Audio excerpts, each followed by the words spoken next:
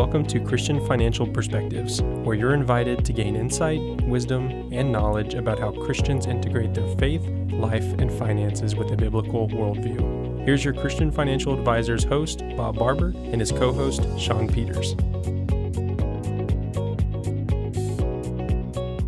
Welcome to another episode of Christian Financial Perspectives.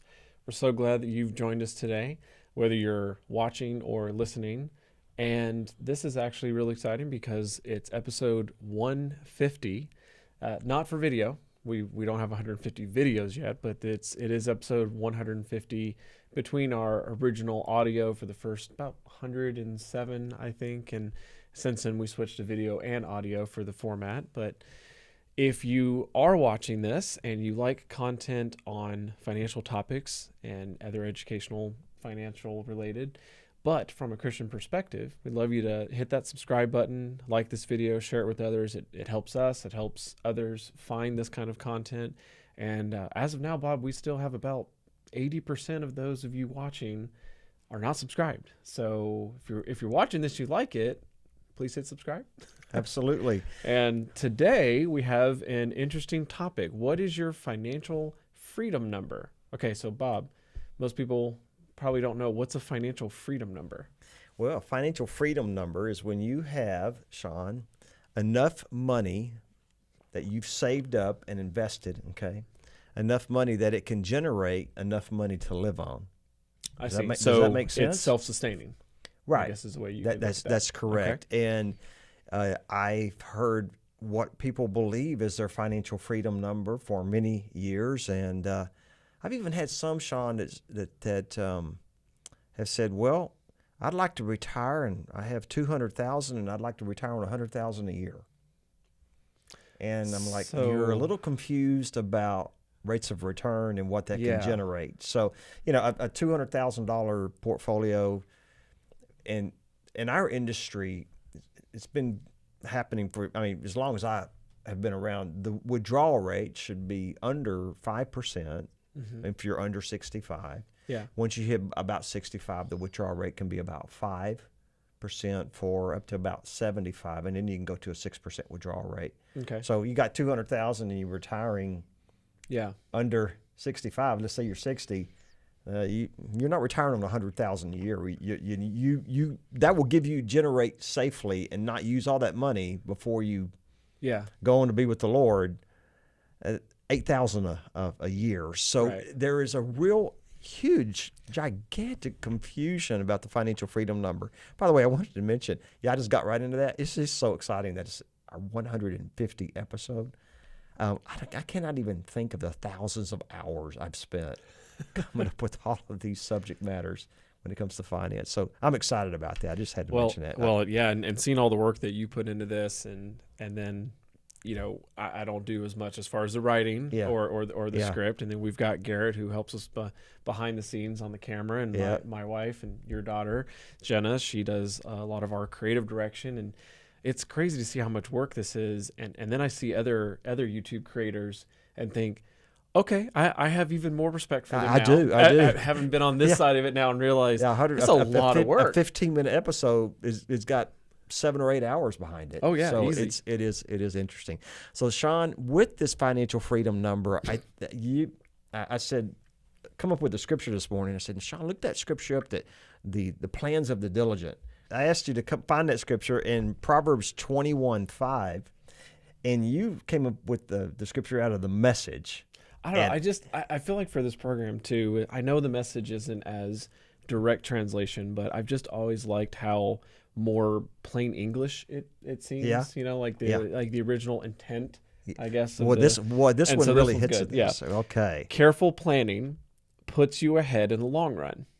Hurry and scurry puts you further behind. So, we're going to point that out later, how the hurry and scurry, and how when you wait for you to start saving for your financial freedom number, it's hard to catch up. I've got my trusty Casio calculator. I'm old-fashioned. I know it's got the big numbers on it and everything, but I like these old calculators. All right. So like I say, everybody has a different number, Shawn, and that's depending on the lifestyle and the wants and your needs. Yeah. I mean, so for some people, they can live on $50,000 a year. Others want 80. Others want $100,000 a year. So what we're going to do is we're going to pick $75,000 a year for this program. Let's say we want to find what your financial freedom number would be if you wanted the amount of money that could generate $75,000 a year. Yeah. And then, if you're retired and you're in those retirement years, you're 65 or above, and you want to add Social Security to that or any pension plans, that's going to compensate for inflation. Is the way I'll look at it. So really, we're picking 75,000 a year as just it's a good number. It's not a huge amount. It's not a small amount, but it's a decent average. I would feel like for a retirement income. And so in today's dollars, if you were retiring today and you wanted to retire on 75,000, okay, get this ready. Okay, multiply it by at least 25. 25. That's right. Somebody just fell off their. So why didn't we go with 100,000? Because now I feel like that's a little easier math, right? It is. But I made it more difficult, you know. But somebody just fell off their seat. They're on their exercise treadmill while they're watching. It's like I do. I watch it too. And they're like, "Huh? You telling me if I want to retire on 75,000, we multiply it times 25, I'm going to need." Well, to be exact, 1,875,000, or just round it up to say 1.9 million. So if you wanted to retire right now on 75,000 a year, you would need at least 1.9 million to be your financial freedom number. So that's it in this case. So all right. Now, Bob, why is that? Can you maybe explain a little bit of where that 25 comes from? So it comes back from, if you take anything and you multiply 25 and you have a pullout rate of 4%.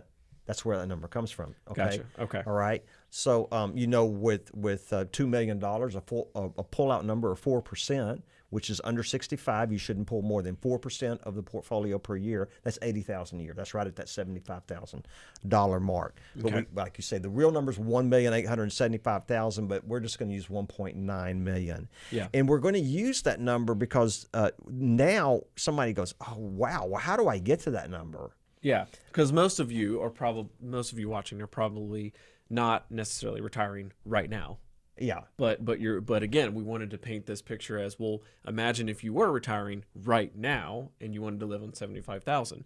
So that gives us 1.9 million. So now let's figure out, all right, well, depending on how long you have until you're potentially retiring, what that plan is, what would it take to get to that 1.9 million? Okay, so I've got all these different numbers, and we'll splash these up on the screen while I'm doing this. All right. So the first thing though, Bob, is we would set some ground rules for you guys. Yeah, I think that's good. All right, we are talking about how to get to a $1.9 million portfolio, and this is assuming it's a well-diversified growth portfolio. So it's earning an average of say 8.5% per year. That's correct. And I know that may be a little low, but we had the bear market. Low, but exactly. But I love Dave Ramsey. He always says, plan for Murphy's Law, and you know me, I'm a Murphy's Law kind of guy. If I go on a trip, I'm going to make sure I've got plenty of water with me. I got a full gas tank. I don't let it get below a quarter. I'm not one of these people that goes to the edge. So by planning on a lower return, and this is a reasonable return for a growth portfolio over a long period of time, to be using these 10, 11, and 12% numbers is not realistic. Because it's not always consistent. Exactly. Yeah. That's correct. So 8.5% annual return, well-diversified growth portfolio. Over 30 years, you would need to invest about $1,200 a month. That's correct. And a lot of people think, well, how is that possible? Well, if you have a 401k and you're investing $600 in it a month or $150 a week, let's break this down. Yeah. And you're getting a match from your employer of 3 to 5% or 6%, which is I see all the time in 401ks. There you go.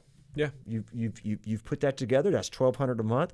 Over 30 years, that investment will grow. Right, and so to put that into context, over 30 years, $1,200 a month, that ends up being about $420,000. So of that 1.9 million, that would mean that you've directly saved about $420,000. The rest of it was growth. The rest of it was growth. That's correct. Now over 20 years. So if you're starting just 10 years later, just 10 years, it goes to about $3,000 a month. Yes, it does. That's quite a bit more. Not triple, but it's 2.5 times that amount.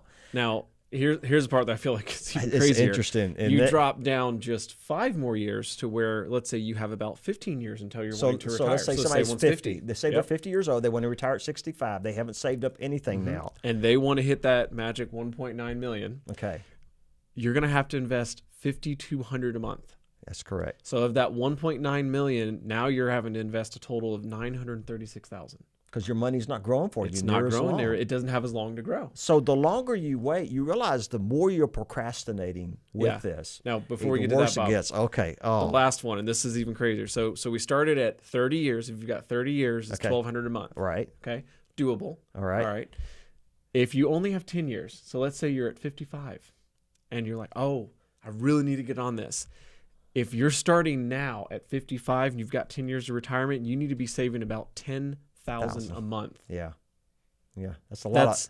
Now you're at 1.2 million of the 1.9 directly from savings, not investment returns. Yep. So the effect of compounding interest over time is huge, and the sooner you start investing, the better. Yeah. Starting with just 15 years left costs you more than double what you'd invest if you'd started with 30 years until retirement. That's correct. That's correct. And this really shows, you can take whatever age you are. Maybe you're a 20-year-old and you're listening to this right now. Where you say, hey, even better, if you've got 40 years, you don't need to save $1,200 a month. No, you don't. Numbers. Exactly. But, a lot of people want to retire before 65. Maybe they want to retire at 50. Yeah. This goes to show you. Or if you're 40 and you say, I want to retire at 55. Well, you've got 15 years. You better really get with it. Mm-hmm. And you're going to need to put, you think about the 401k, and you can't even put half of that amount in there. You'll go over the limits. Yeah. Okay. Yeah. So this really hits people, Shawn. It does, and they're like, I've never thought about that, and kind of, you're looking at me and you're thinking, are you crazy? No, well, it's just math again, like we always say. It's just math. Okay, and nothing else. And I believe, we're talking about a $75,000 a year income for retirement. That's reasonable. We're not talking $300,000 a year. That somebody, if they're going to take 30 years, they need to start investing at least $600 a month if they have a match on the 401k. If they don't have anybody matching them, they need to save $1,200 a month. Yeah. That's right. So the number one reason behind financial failure, we've said it many times. What's the number one reason? Procrastination. It's procrastination. And you cannot procrastinate on these numbers to get to your financial freedom number. And we are here to help you with that. We use the financial planning program. We put all these numbers in. We put the inflation factor in there. And we can, play around with these different returns, but we also must be realistic on the returns. And if you're wanting to get a growth return, you got to be willing to go through volatility to get that. That's right. The higher the growth rate, the more volatility you need to be able to put up with over time. Yeah. The lower, you're... And Bob, even that 8.5%, we were saying that it was a more conservative growth number. Return. It is, right. Even that 8.5%, that's still going to require some volatility where you're going to have, years like 2022 where it was not a bull market. Things were down overall. And so you can't just expect that, every single year is going to be the 8.5. That's the average return. But if you're in it for the long haul, I think the main thing is if you didn't get anything else from this program, remember 2 things. 1, start as soon as possible. That's correct. Do not wait. Even 5 or 10 years, depending on when that is, can make a huge difference. And then the second thing is make sure you don't lose your train of thought. Bob, what was I about to say? I don't know, Shawn. I'm waiting for you. I'm sorry. The most important thing is just don't delay. That is the most thing. Well, no. I was going to say the other most important thing was that remember the You're times having 25. a senior moment here, Shawn? I'm having a senior moment. I'm not even 40 yet. I don't know what's going on. What was the second one? Well, the second one was remember the number. It's that whatever that number is you're wanting to retire now times 25. That gives you a good idea of your end goal. Multiply it times 25. Start right away. Financial. Multiply your number by 25. You got it. So we're here to help you with this at Christian Financial Advisors. Our phone number, you can call it or you can text it. It's 830-609-6986, or you can find us on the internet at christianfinancialadvisors.com. There's a lot of good information on the website. I would invite you to spend 15 or 20 minutes there and kind of go around to all the different pages we have. And if you'd like more videos on these financial topics from a Christian perspective, please hit that subscribe button, as well as to see the next time that I mess up live on camera. You drink the water and it goes down the wrong way or whatever. It just goes to show you we're just two guys here, okay? Father-in-law and son-in-law coming right at you, and I hope you're enjoying it. God bless. 150th episode. That's wow. right. God bless. Thanks again for joining us for our 150th episode. Until next time. Thank you so much for watching.